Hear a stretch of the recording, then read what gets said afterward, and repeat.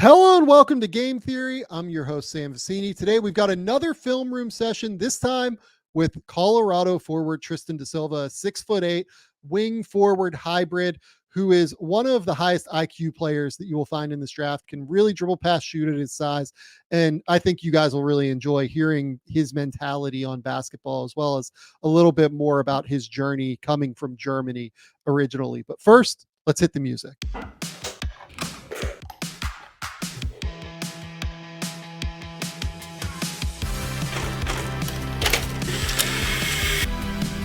They do have a timeout. Decide not to use it. Way downtown. Bang! Bang! What's this gonna be? Wow! Are you kidding me? Hello and welcome to the Game Theory Podcast. I'm your host, Sam Vecenie. But if you watch the tape, what you will see completely orchestrated this game. All right, here now with Tristan da Silva. Tristan da Silva is a likely first-round pick in the 2024 NBA draft. I'm really excited to break down tape with him because I think watching your tape, Tristan, you play as one of the smartest, like most intuitive basketball players that I feel like I've seen tape from in this class. And I'm just excited to like learn more about what you're looking at on the court.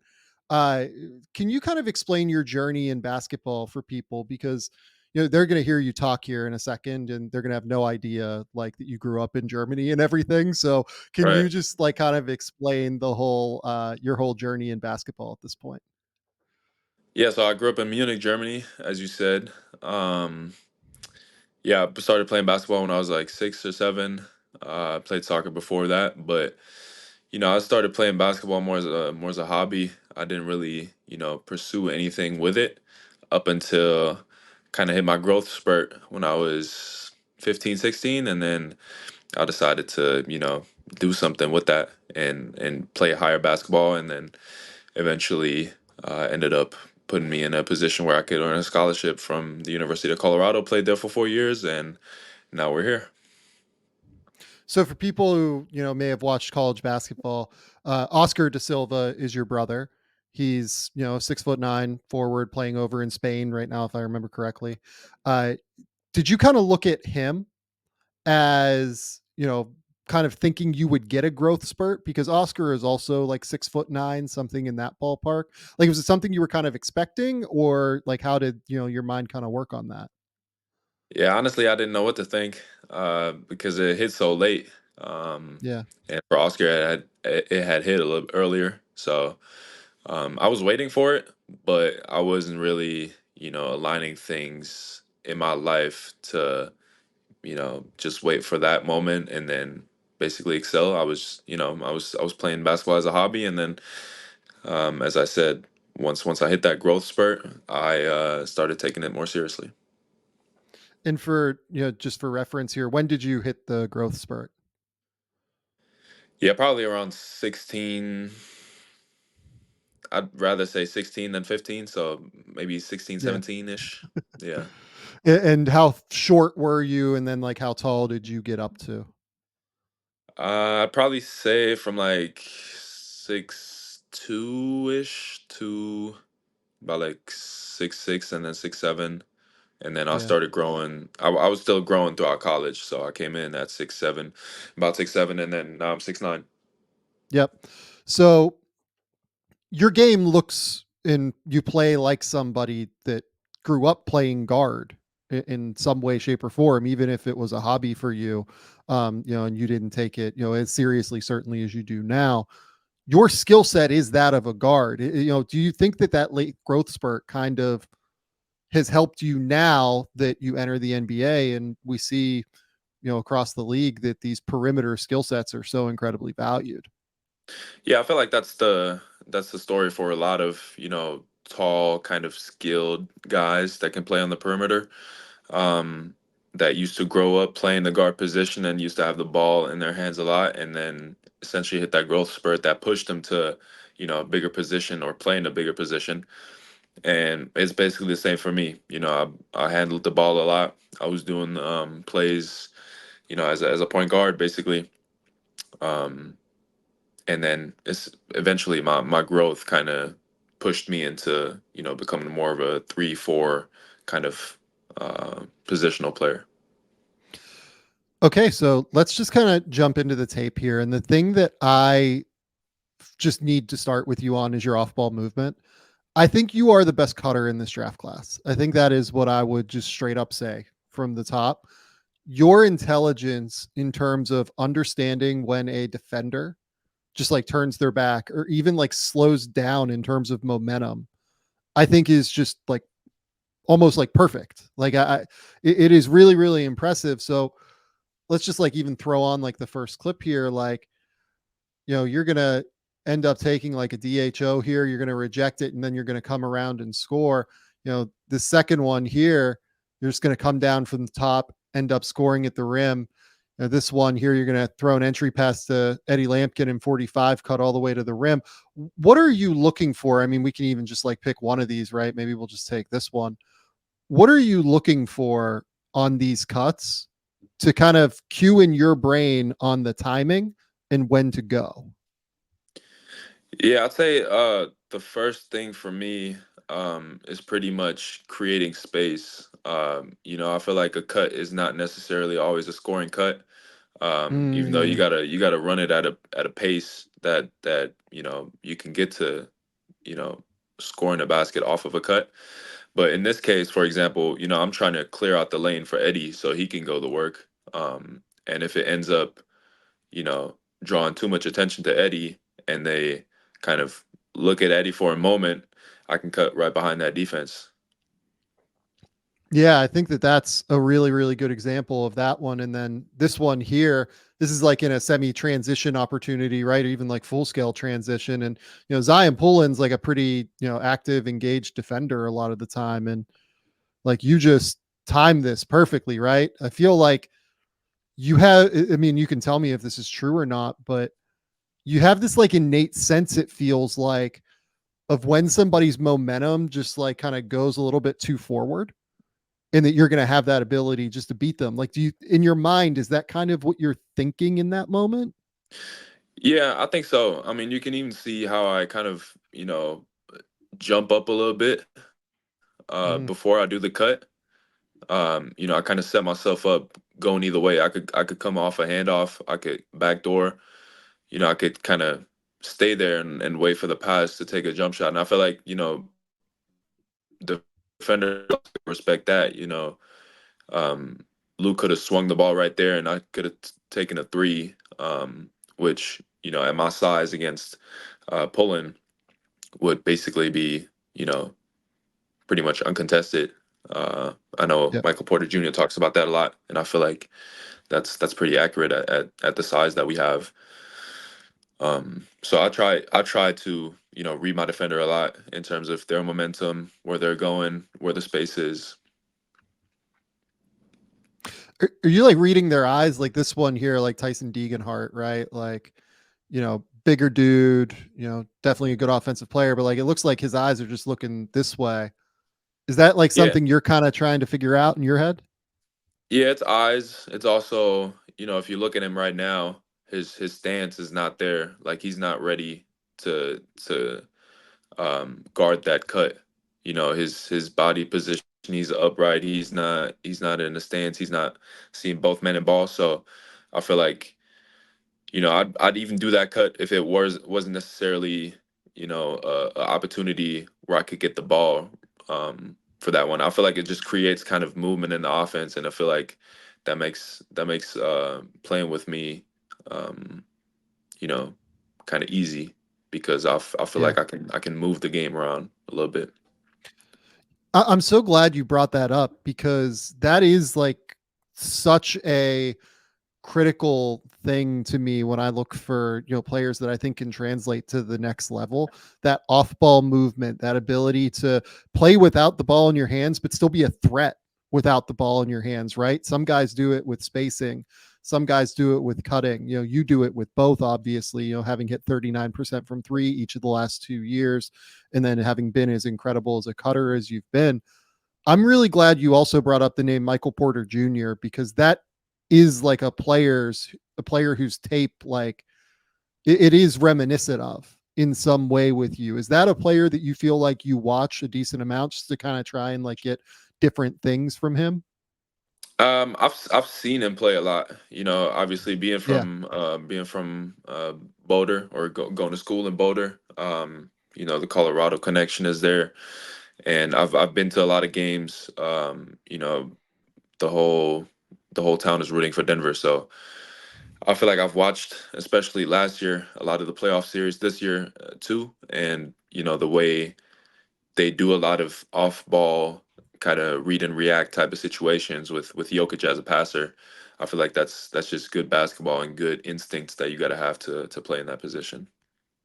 Yeah. No, I think that, it is very reminiscent in a lot of ways. Like this one, you're just going to come downhill. They just seem to lose track of you, right? And this is a zone defense, I believe, here by Washington. Um, is this zone? Might be man. Uh, yeah, I think it's. I'm not We're sure. switching What do back you and think they're forth. in here, Tristan? Yeah, Uh, they, they switched a lot back and forth this year. That's true. yeah, But regardless, it feels like they just lose track of you. Like number one here is kind of responsible for you, right, and he just like completely turns his back, and they kind of double the post. And I would love to see you with somebody. Eddie Lampkin, I think this year was a tremendous passer, and you guys had such good synergy. I would love to see you with like an amazing post threat, post passer. Like, you brought up Jokic, like that, that kind of player would be incredible, I think. for sure. Yeah, I mean, I love playing with high IQ, smart players. Eddie's one of them. You know, he finds me on a cut here. I didn't even know he saw me, you know, and he throws me a behind the back dime for a layup. So yeah, I mean, I just, as I said, I love playing with smart players. It makes the game so much easier and you know, much more enjoyable to play. So you kind of mentioned like the ability, to dribble, pass, shoot. Like that's the next thing that stands out more than anything. Your game just is so scalable in like transfers up levels depending on like if your team needs you to be able to knock down a shot from three or attack a closeout or make a mid-range shot or get all the way to the rim. Like you're kind of just capable of all of it, and then we'll talk about the passing in a minute as well. I think it just flows together incredibly well, especially off of movement. So this one here, right? Like USC, you're getting guarded by Kobe Johnson. Kobe Johnson's one of the best defenders in the Pac-12, right? And he kind of decides to, maybe double or at least like stunt on this potential drive from Cody Williams. And I just love how you like very subtly relocate here. You go from the wing here and you're just going to go up just a little bit higher and make that closeout a little bit farther for Kobe Johnson to get to, and you're going to make this shot here going to your right as a shooter. As we're going to kind of break down, I love that you can go both to your right, drift to your right, and drift to your left as a shooter, because that again gives you like a lack of holes. It makes it hard for defenses to kind of sit on anything that you do. Is that, I mean, I'm sure on some level it's intentional, but how did you go about working on crafting that piece of your game to where everything is so it flows off of each other so well? Honestly, I'm just trying to play the right way, and I feel like, you know, there's so much that you can work on that's pretty simple, I'd say, that just expands your game a lot. So, you know, if you're a straight shooter, I feel like, you know, having a little bit of a handle and being able to pass, I feel like opens up, you know, everything in a closeout situation, because you're not going to be limited to just shooting. If you're a great ball handler and a great slasher, then, you know, I feel like having that three ball is gonna once again create closeouts, to where you can attack and where you can find your advantage and kind of get into your um, you know, strengths. And then having cutting on top of that, I feel like adds that off ball component where, you know, teams have to be worried about you whether you have the ball or not. Um, you know, even two passes away, three passes away, I feel like you know, being a guy that's always moving around is gonna make the job on the whole defensive team a little bit tougher. The other thing that you do really, really well as we're kind of going through this is I just love your shot prep in general. Like this one here on this like relocation three that we just talked about, right? Like I love that you're just like constantly sliding around the perimeter. You have your feet ready, pointed in the way that you want them toward the rim. You're on balance. You have your like knees bent already. How did you go about kind of improving and getting prepared to take those shots and be able to, just be prepped all the time and make yourself a threat? Yeah, I mean, at that point, shout out to the coaches at Colorado. My individual trainers that I worked with. I feel like, you know, my willingness to come in and work on the small details is big. Um, I feel like so many players get caught up in adding to their bag and adding, this crazy move combo into a step back three that they're, gonna pull out maybe, once every 3 games or so in a low shot clock situation. Whereas I feel like the work that I put in is way more, um, direct to what I do in a game, and much more detail oriented to suit my type of shots that I get in game. And shot prep has a lot to do with that. Um, just because, I feel like now it's at a point where if I catch the ball and I'll wait too long, I feel like my shot is feels worse than if I just catch it and shoot it right away. Um, and it's just a rhythm thing. So once you get into that rhythm, I feel like as soon as you get the slightest advantage and you get the ball, it's already over. Because if you're not there for the closeout, I'm gonna shoot the three, and if you're there for the closeout, it's probably because you have to sprint out, and then I'll be able to attack the closeout and move the ball and find open space. Yeah, and like this is a little play that you guys ran like pretty regularly, right? Like you would, kind of throw this ball back to KJ Simpson or whoever was playing as the guy at the top of this play. Your offense at Colorado, you guys had so many shooters, and then you had Lampkin in the post. You guys were incredibly efficient. But this was just like a fun little rub play where if they didn't like negotiate this and communicate through this, really, really well, it was just going to lead to a wide open three for you. It felt like all the time. And, again, just like look at your balance here. Like your feet are shoulder width apart. You're catching, you're taking it on the hop. Like you're absolutely ready to go every single time. Everything is in alignment.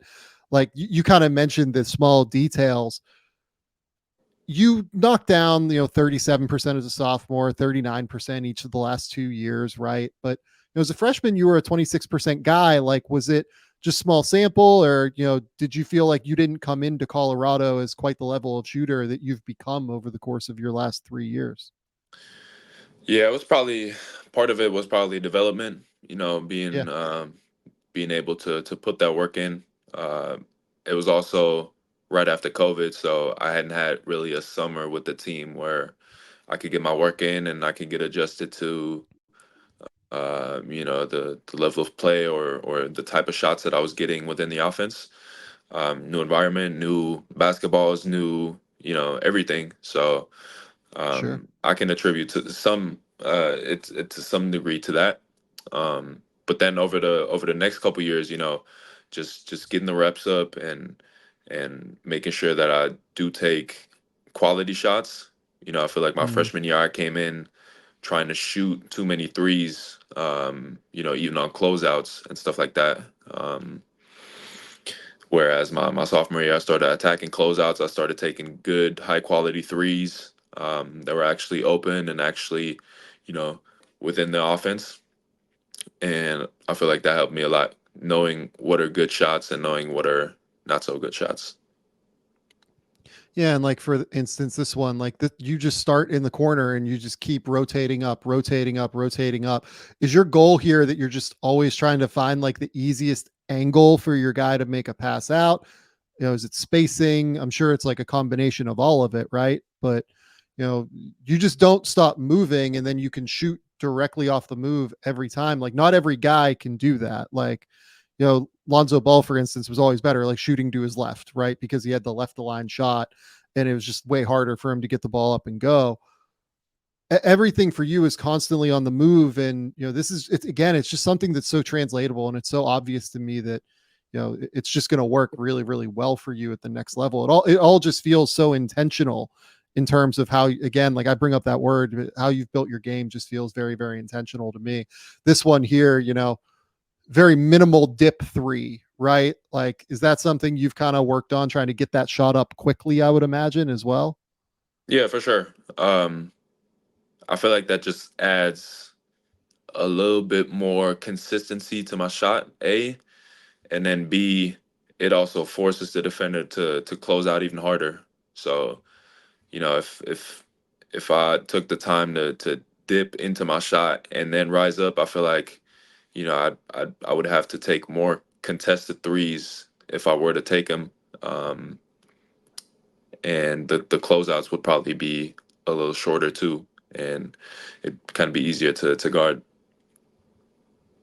So this one here again, just like really, really sharp off ball movement into an open three that I think you're the one that's creating there.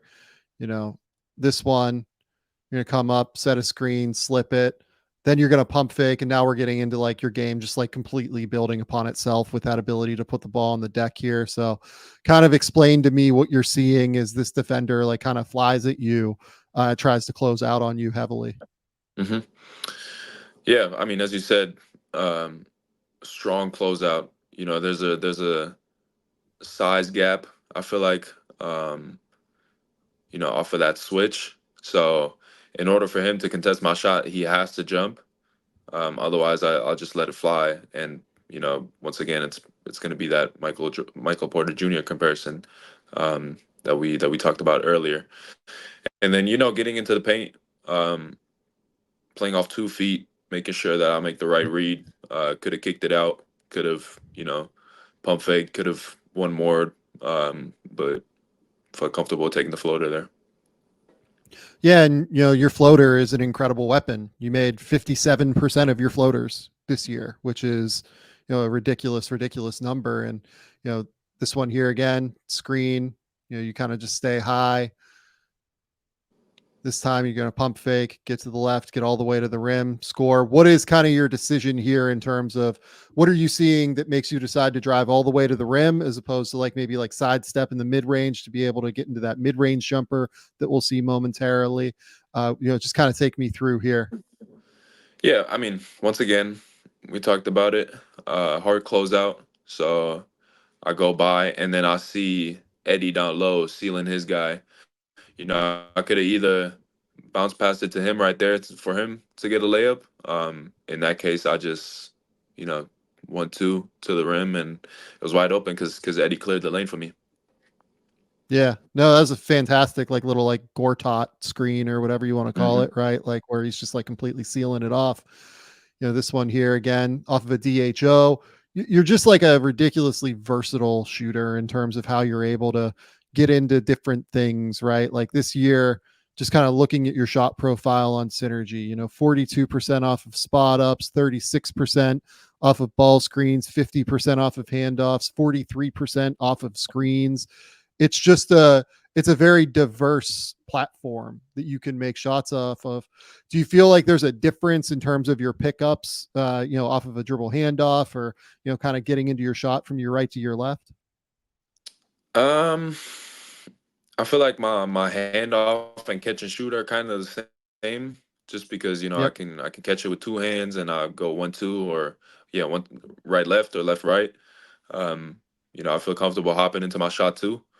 So I feel like that's important too, having multiple different um, you know, approaches to your jumper, I'd say. Different Yeah. footwork that applies because you never know what the game's gonna give you. So um yeah, just off the dribble might be a little bit different than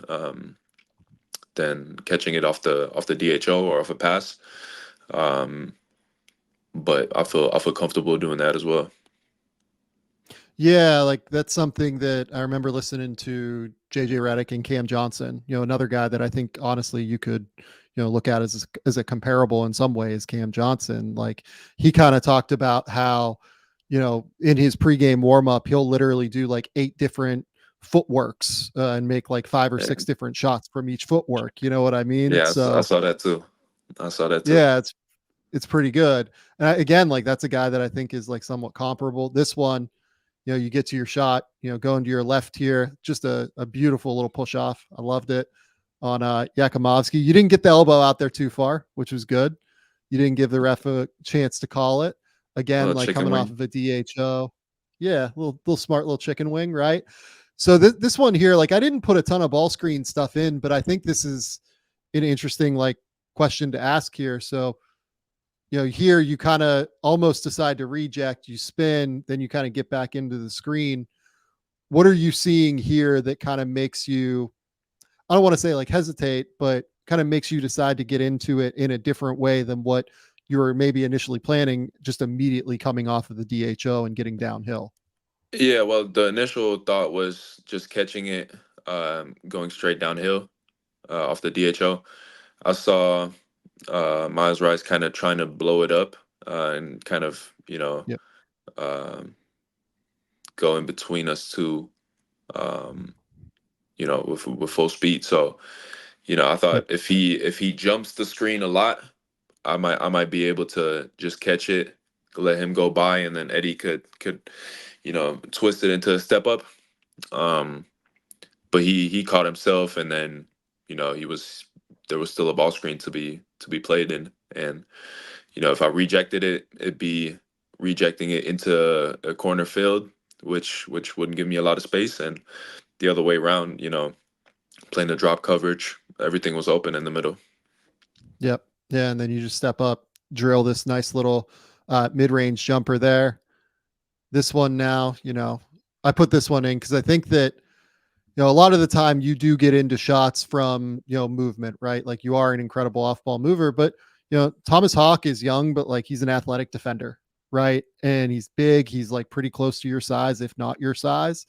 And, this is one where you kind of just end up crossing here and just get him with a beautiful little immediate, sorry, I got a call there. And you get him with like this beautiful little immediate cross back to a spin into a hook shot. I mean, it just feels very difficult. You have so many different ways to beat defenses. It just feels difficult to stay in front of you in some way, right? And I think you can create your own shot off the bounce at times. Yeah, for sure, So this for sure. I mean, this one, yeah, go ahead. yeah, yeah, you got it. Yeah, I was gonna say, like, this one here, I wanted to put one where like I feel like you can snake ball screens as well. They're definitely in a zone here. You can see it, but Yeah. explain to me here what makes you decide to snake this and go to the rim. Um, I mean, I feel like that one was more of a, seal, kind of a dribble seal than a snake, really. Sure. But my defender going over the screen and Dante being such a presence at the rim, he tries to drop as soon as he can because Hassan, my teammate, does a great job rolling here fast to the rim. Um, so I try Mm, to put my defender in jail. So we get kind of a 2-on-1 situation here against Dante, and yep. Hassan ends up sealing him again, low at the block. So I just had a little pocket there to get into and get my floater off. No, I love it. And then, this one, you just kind of like string out KJ Evans here and decide, okay, I'm just going to go and fire. Again, like pull ups to the left, pull ups to the right, movement jumpers off the catch to the left, jumpers to the right. Like it's kind of a complete package. And then, now we're going to get into like a pull up game here, going back to your left. And I think that this one might be where we get into the passing now, uh, or just one more finish and one more transition play. I mean, this is just like ridiculous body control on some level, right? Uh, we didn't really talk about your ability in transition, but I love your ability to grab and go, right? Like you've Mhm. shown that throughout the year. You showed the ability to like break presses for Colorado throughout the year. How important is being that extra safety valve kind of in the backcourt to be able to, play in that way? Florida, for instance, like really tried to speed you up late in that Right. game in the NCAA tournament. Yeah, I think it's huge, especially if it's a man-to-man press. I feel like I'm deceivingly quicker than most people that try to guard me, and so I feel like I'm really comfortable having the ball in my hands. 94 feet from the basket and bringing it up the court because I know I can get past my defender. And presses in college are always kind of a situation where you just got to find the gap, either Yeah. dribble or by pass. Yeah, no, I think it's a really good way to put it. So this one, here now we're into the passing stuff. Again, this is like a zone kind of coverage here, but I would love to know kind of what you see here as this corner man kind of comes up and decides to double the ball. Yeah. Um, I mean, yeah, I kind of just slipped to the block here, and then obviously I see, two people kind of on me, so there must be somebody open. KJ, it was not KJ because his guy was still there. It was not. I don't know who's sitting at the wing area. It might Uh, be Luke O'Brien at yeah, the wing, I yeah. think, Luke right wasn't open, and here. then it must have been the guy in the corner. So I just took a look over, and yeah, Yeah. So for you, how much just of got to that, get it you're there. kind of saying mentally, counting, it sounds like, right? You're almost like counting guys, like trying to figure it out. How much of passing and playmaking for you is that? I think that's the most important thing. Creating those little advantages. Um, I feel like that's the name of the game at the next level is those slight advantages and keeping them and taking care of them and capitalizing off of that. So if you feel like you have two guys on you, then yeah, you're gonna find somebody that's open to kick it out to. So this one here, this is just like a classic, drive into like a rescreen, and then you see who was that? Was that KJ like KJ, yeah. cutting to the basket here? Yeah. So you're coming off of this screen. Kind of explain to me what you're going to see, coming off of here. Is this just? I would imagine this isn't a set play. I would imagine this is just like a choice from KJ here because he saw his man's back turned, right? Right, right. Yeah, I mean, I know KJ. I feel like I've had a good sense of the type of players that I play with at Colorado. Um, and usually most of the time when I'm coming up like this and I got my dribble still alive. I look at people's eyes. So if they look at me, I feel comfortable passing the ball. But if they look at their defender and we're not locking eyes, then I know they're probably about to cut or relocate or read their defender. Mm. And then I won't throw the pass up until I know, where they're going or what's happening. No, I love that. That's like a really, really smart thing. I'm always so curious how different guys think of like how different guys figure out like the nonverbal cues and like synergy on the court with your teammates. You know what I mean? That's a really good kind of way to think about it. Like this one here, I love how you manipulate the defense here, right? Like this, I think everyone's kind of expecting you coming up to throw this ball into Eddie. I think that you kind of play it like you're going to throw this into Yeah. and like an early entry pass to Eddie here. You can see that Nigel Pack like kind of comes for the early double, and you just decide I'm just going to shoot this ball over. What makes you decide that as you're coming down the court that you're going to try and manipulate the defender kind of like in that way? Um, I don't know necessarily if that was an intentional fake. It was more of weighing my options. So I Yeah. come down, and that's the first thing I look for is the guy under the basket. Because if Eddie got him sealed, and it's a situation where I can lob it up, I know he's gonna catch it. Because he got great hands. And so I was looking at that first, and then I see it's not open because there's another guy in there, and then it comes back to, seeing two people in one spot, and then taking advantage of that. Yeah.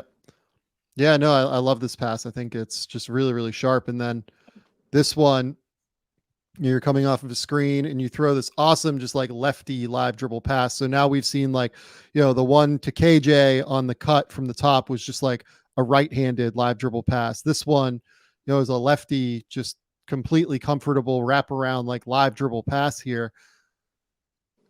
those aren't like super easy passes to make, especially for big guys, right? Like a lot of the time it's a struggle for guys like 6'6" or taller to kind of control the ball in that way and be comfortable making those reads. How did you go about improving that piece of your skill set to where like you can just throw the ball like on a dime, like pick it up off of your live dribble and just go?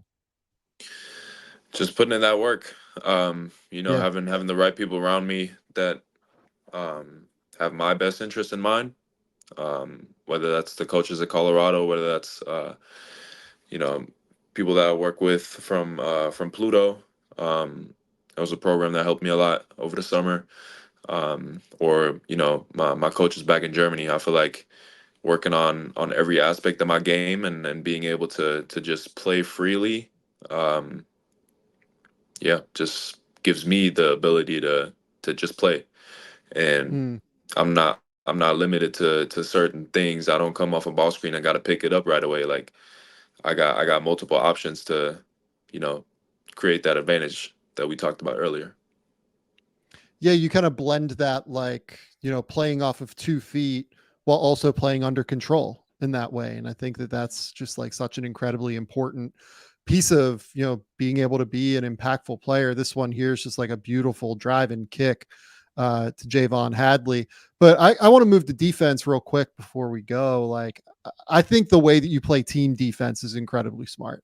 So I particularly love the way that you play like 1-on-2 on the backside of a defense. So this one here, it seems like there's a chance that you're going to have to play 1-on-2 here. Like you're constantly big, you're available. I love there. You like kind of bump this little, it almost looks to me like you're kind of looking, you look down here at Javon.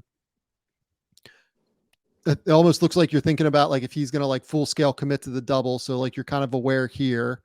Because if he ends up doubling, he has to shoot here, and then you're responsible for both here, right? Right.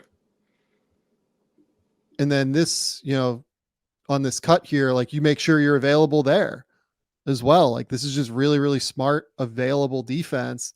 You stick with him for a step, and then you get out and get to the shot. What do you think the most important part of team defense is? Because I really, really love the way that you are just like constantly engaged on that end of the court. It feels like to me. Um, I think just knowing what's going on. Being kind of you. I mean, you got to be in tune with your coach, with your players, with your teammates that you're on the court with, and you got to be aware of situations. So, um, who's that guarding the post? So that Is that is KJ guarding the KJ? post, I believe. Yeah. All right. Yeah. So KJ being one of the smaller guys on our team, guarding the post. Um, we had a double series for the post where the low man would come to double, um, and that can, if it doesn't happen on the catch, it can still happen on the dribble, and that's Javon's duty to call that out. Once he goes over there and actually doubles, and then everybody got to be on a string and rotate because otherwise you give up wide open layups or wide open threes. And I got to say this is not the best spacing by Boise State, to be honest. Fair point. If they had a guy in the corner, that'd be a much harder job for me to take away a cut and a three and guard two people at the same time. So that made it kind of easy. And then I knew Eddie was locked in on the ball because he usually doesn't play that spot up top. Um, so when I saw his guy cut, I kind of stunned it there real quick, and then yeah, I saw him recover to his guy. So I made sure to sprint out there real quick, and the shot clock was low. I was aware of that, so I just jumped. He could have pump faked me. He had me. He would have had me, but low shot clock situation. I felt like I'd rather give up a off the dribble three than a catch and shoot. Yeah, I mean, to me, this is like one of the more like impressive defensive possessions that like I will watch all year. from a prospect, right? Because like you're constantly available, you're available 1-on-2, you're bumping a cutter, you're getting out, not just like closing out on a shooter, but you're blocking a shot from a shooter, right? Like it ends in the way that you want it to. I think it was so impressive. This one here, you're kind of at the top of the key, you're watching off the ball, right? And again, like it's the same kind of series here where it's a double. And Javon's Yeah, responsible for that guy. You're responsible for both of these guys, right? So kind of just right. talk me through this again. It's pretty similar, I would imagine, right? Yeah. Yeah, it's just, pretty much the same thing. Now it's on the catch, so we get a great double team there. Um, where I mean, it's not an easy pass to throw, um, and Javon kind of cracks down to the baseline guy. So um, for me, I can cover that ground between top of the key and the wing. So I'm locked into to the passer trying to read his eyes. And since everybody's spaced, it was kind of easy to trace where the ball was going. Yeah, and I just love the way that you position yourself here too. Like you make it so that you can get to both spots properly, and you also make yourself a threat on the pass, right? Like putting yourself in this perfect like middle ground spot.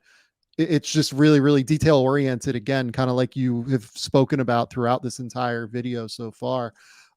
This one here, this is just an awesome anticipation rotation, right? So kind of explain to me what you see here as your team kind of comes down the court. Yeah, I mean, Brandon Carlson, is the main guy for Utah. So slowing him down, I feel like slows the rest of the team down as well. He gives them a lot of energy.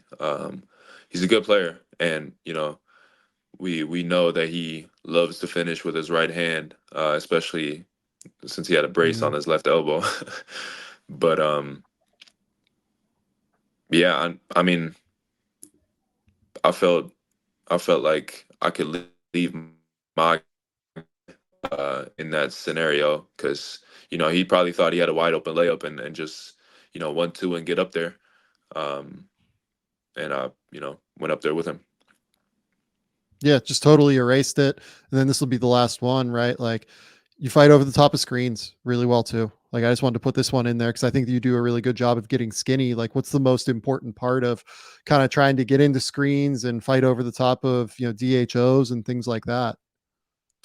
Just being ready, being physical before the screen actually happens. I think is a thing Mm, too. Kind of getting into somebody's body before they get to the actual action. Um, to kind of drive them out of their position and out of their timing. Um, yeah. just working on it, getting reps up. I feel like my coaches at Colorado did a great job putting me in, different drills that, guarding ball screens as a screen defender and also as a ball handler defender. So Yeah. And like you said, like that engagement and just like staying attached, like you just constantly were ready. It felt like for whatever the defense wanted to throw at you. And, I always finish these things with two separate questions, very different ones. I'm always just curious about this answer. Who was the best player that you played against this season? You felt like, um, I'll probably give it to Jalen Tyson at Cal. okay. What made Jalen KJ such a KJ in difficult? practice. KJ in KJ's practice good, though. man. KJ can go. But let's go with Jalen. What made Jalen such a difficult guard? He caught you guys too. Like Jalen caught you guys that one game I remember. So what was hmm tough about him? Um, he's a very confident player. I mean, he got the Yeah, ultimate green light from his coaching staff. So, um, I feel like there's a lot of shots in the game that he really likes. He can score from all three levels. So he can get to the rim. He can get to his mid range. His mid range game is kind of underrated. I feel like he got a little yeah, post game too, and he got really good footwork. And he can even shoot it. Coming off of ball screens, shooting threes. And I feel like he's very very efficient with the way he uses his body and his dribbles, and getting Yeah. into defenders. Um, yeah, I feel like he did a great job Yeah, he has that, like, deceleration power, like, as opposed to, like, accelerating, like, he has that slow step that, like, really makes it hard when he's so strong as he is too to, like, really, kinda manage him. If he gets you on your hip, it's just really, really hard to deal with him. for Uh, sure. and the final question here I would ask you is, what is your favorite sports movie of all time? For a sports movie, I'll probably say Coach Carter. That's good. That's That is probably the one by I far the most watched the most. popular. It's the most popular answer, man. You're into it. Yeah, I mean that's the one I watched the most. Um, yeah. So sorry to be It boring, but you're that's my answer. no. I was surprised by it. Like, seriously, I think that I've done like 9 or 10 of these now, and I think at least 6 people have said Coach Carter now is the favorite one. It's a real deal. It's a great movie. I mean, It's a great it classic. is, like, truly a great movie. I'm just Yes. like, I think what surprised me was that, like, I thought you guys might be too young for it because, like, I was in high school when it came out. So, like, I guess that might have been my thought. No, all time classic, man. All time classic. It really is.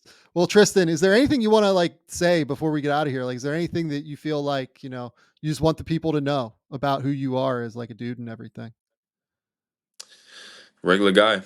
Regular guy. Yeah. Just a little obsession with detail in basketball. And that's about it. That's a good thing to have is obsession with Yeah. detail, especially when you play basketball. Alright. Tristan, thanks for coming on, man. Cool. Thank you. Appreciate it.